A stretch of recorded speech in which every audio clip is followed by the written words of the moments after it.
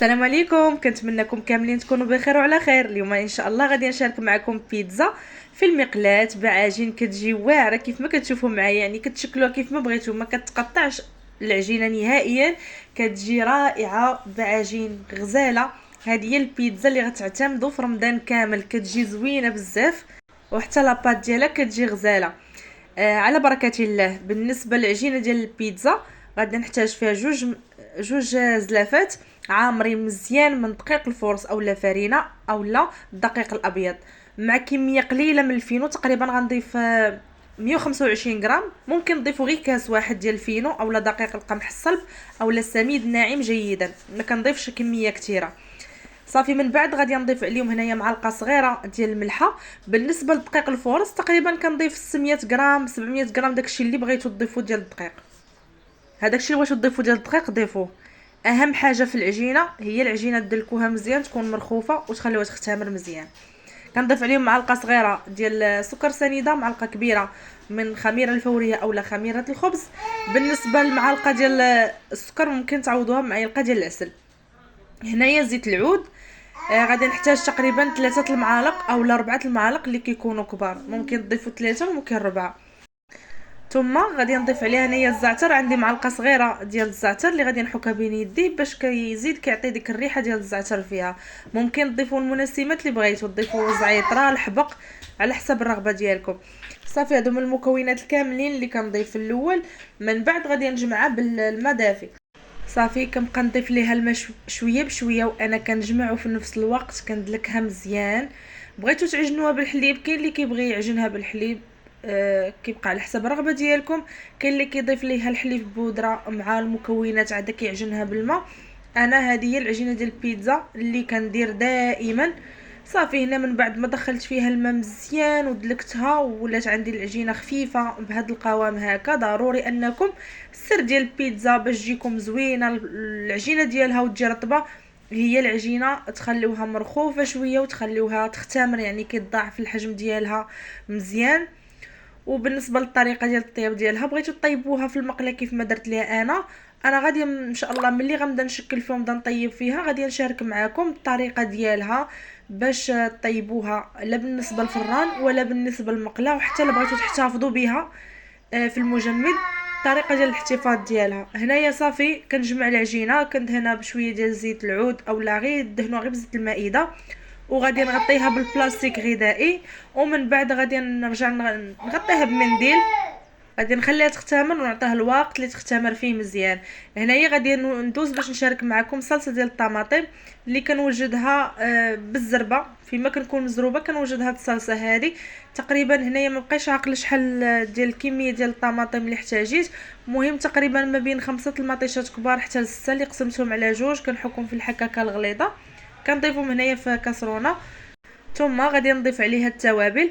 غادي نحتاج هنايا معلقه صغيره عامره من التحميره اولا فلفل احمر، ثوم بودره تقريبا تعوضوها بجوج فصوص حتى ل3 ديال الثوم طريه.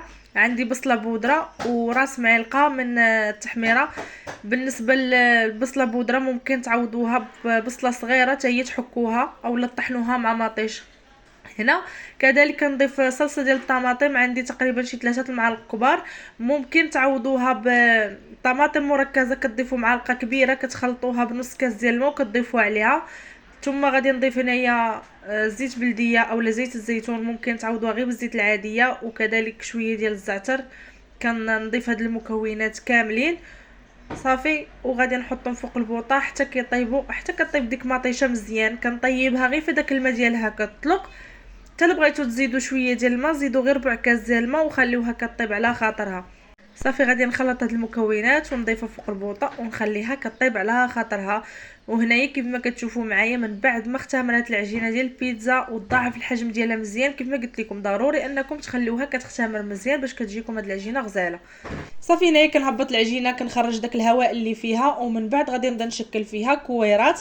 بالنسبه للكويرات غادي نشكلهم على حساب قد المقله اللي عندي المقله شويه كبيره. العجينه غتخرج ليا 6 البيتزات كبار كيف ما غادي تشوفوا معايا. بالنسبه ممكن تخرجوا منها اكثر الا بغيتوا بيتزات صغار، بغيتوهم كبار متوسطين، على حساب الحجم ديال المقله اللي عندكم. حتى الا بغيتوا في الاول طيبوهم في الفران غير ديروا لهم غير نصف طيبه وتحتفظوا بهم، كيبقى على حساب الرغبه ديالكم. هنا كيف ما كتشوفوا دوك العجينه كدير دوك النبيلات صافي، وغادي نشكلها كويرات اللي كيكونوا حجم واحد. صافي هنا غادي نبدا نطلق فيهم بالمساعده ديال الفينو. من الاحسن نديروا البيتزا عجنوها بالفينو باش كتجي ديك القرمشه في العجينه من برا. صافي وغادي نبدا نطلق فيها. بغيتو تطلقوهم بيديكم هكا، بغيتو تطلقوهم بالدلاك، كيبقى على حساب الرغبه ديالكم. غير هي ما كترقوهاش بزاف الا كنتو غطيبوها في المقله، ماشي كترقوا العجينه بزاف وما كتخليوهاش غليظه. اما بالنسبه للفران ملي كترقوها وكتدخلوها للفران كتزيد كتنفخ ماشي بحال المقله.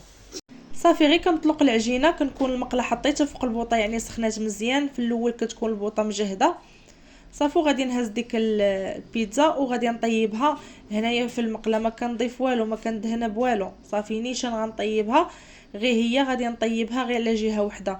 الا خفتوا ما تحكموش في العجينه وخفتوا يخسر لكم الشكل ديالها ملي غتحطوها فوق المقله، في الاول طلقوها فوق ورق الطبخ، كتهزوها بهذاك الورق الطبخ وكتحطوها نيشان في المقله، كتجيكم ساهله فاش كتحطوها.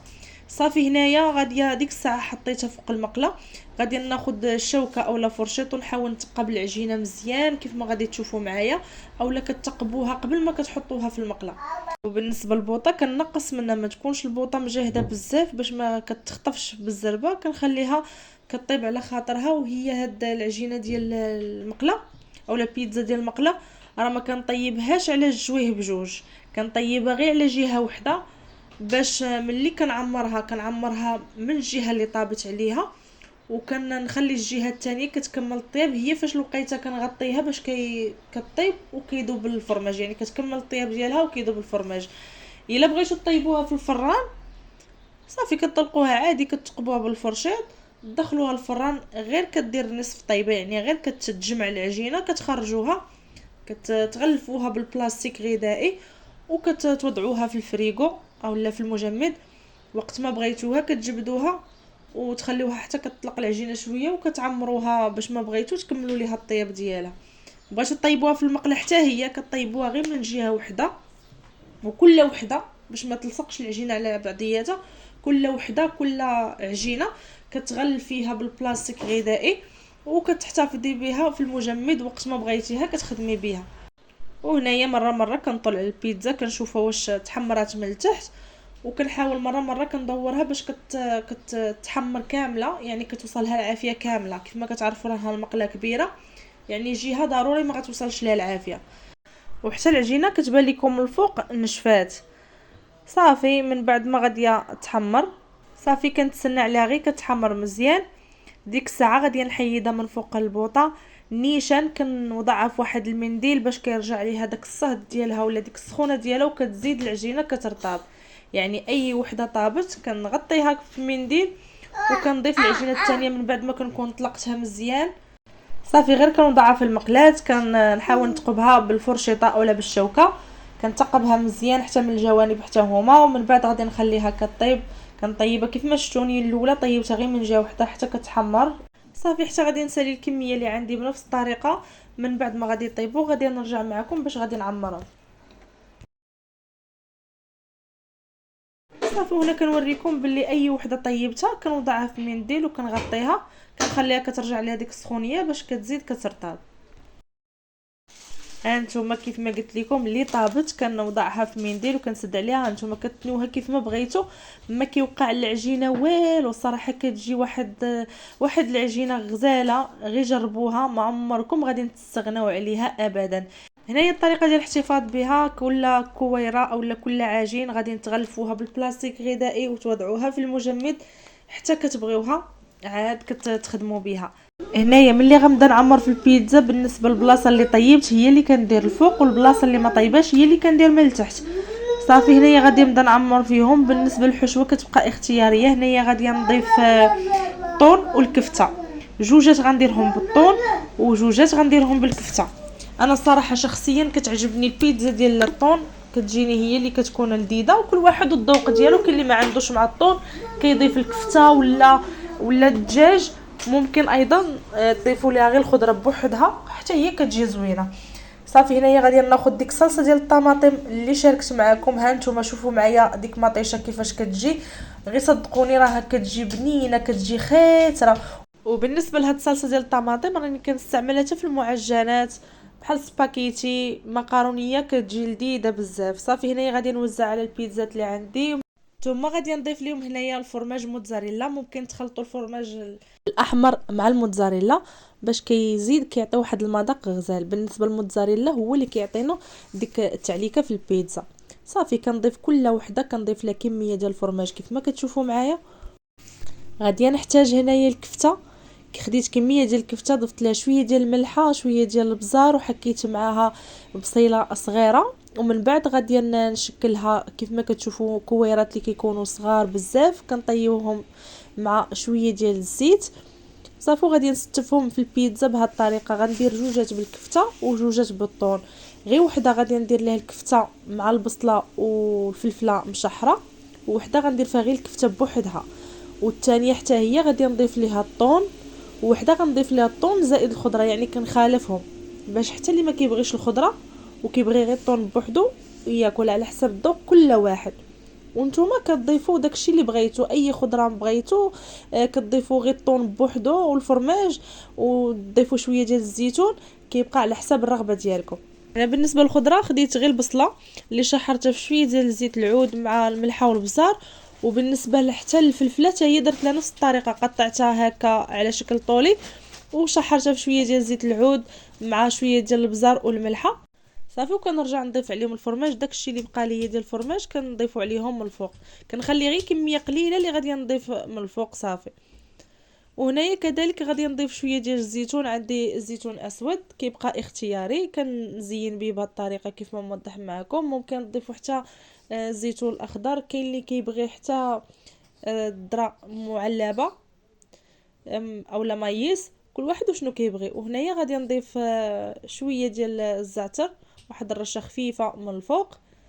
ما بين 6 بيتزات عمرت غير 4 وجوج غنخليهم نحتفظ بهم حتى المره اخرى. هنايا كناخذ المقله كنحطها فوق البوطه، كتكون في الاول البوطه مجهده غير كتسخن المقله، كنقص البوطه ضروري تكون البوطه مهيله باش كطيب البيتزا على خاطرها، وكنخليو الوقت فين كيذوب داك الفرماج. صافي هنايا كنوضع البيتزا، من بعد غادي نوضع عليها غطاء. هذا هو السر، غطاء ضروري يكون كبر من البيتزا يعني كيغطيها كامله باش ملي كيطلع داك البخار اولا ديك السخونيه كتنزل على الفرماج وكيذوب تماما. وضروري حاجه اخرى نركز لكم معها هي البوطه تكون مهيله، حيت لا جهدتوا البوطه بالزربه غادي تحمر من التحت والفرماج ما غيذوبش معاكم كاع نهائيا. صافي وحاجه اخرى مره حاولوا هذاك الغطاء تمسحوه من داك الماء اللي كيطلع ديال البخار باش ما كينزلش على البيتزا. وبالنسبه لهاد البيتزا هذه غادي نشاركها معكم، غندخلها للفران باش تشوفوا كيفاش كتجي. بغيتو تكملوا ليهم الطياب ديالهم في الفران كيبقى على حسب الرغبه ديالكم، اولا طيبوهم في المقله. انا 3 غنطيبهم في المقله، وحده غادي نطيبها في الفران. صافي وغادي نرجع عليها الغطاء باش تكمل الطياب ديالها، وفي نفس الوقت كيذوب داك الفرماج مزيان. ومره كنحاول انني نقادها بهذا الشكل باش كتحمر من الجوانب كاملين. صافي وغادي نستمر بنفس الطريقه حتى غادي نكمل الكميه كامله ونطيبهم كاملين بنفس الطريقه. وهنايا البيتزا اللي طابت هي الاولى غادي نقطعها معكم باش تشوفوا كيفاش كتجي وكيفاش داك الفرماج كيجي معلك. صافي غادي نستمر نطيب الكميه كامله ونرجع معكم ان شاء الله مع الشكل النهائي. وهنايا حاولت نشارك معكم بيتزا من بعد ما قطعتها، ها نتوما كيفاش كتجي مشعبه من الداخل، الصراحه كتجي زوينه. صافي هنايا هذا هو الشكل النهائي ديال البيتزا اللي شاركت معكم. كنتمنى ينالوا الاعجاب ديالكم وتجربوهم. الا جربتوهم خليوا لي الاراء ديالكم في التعاليق.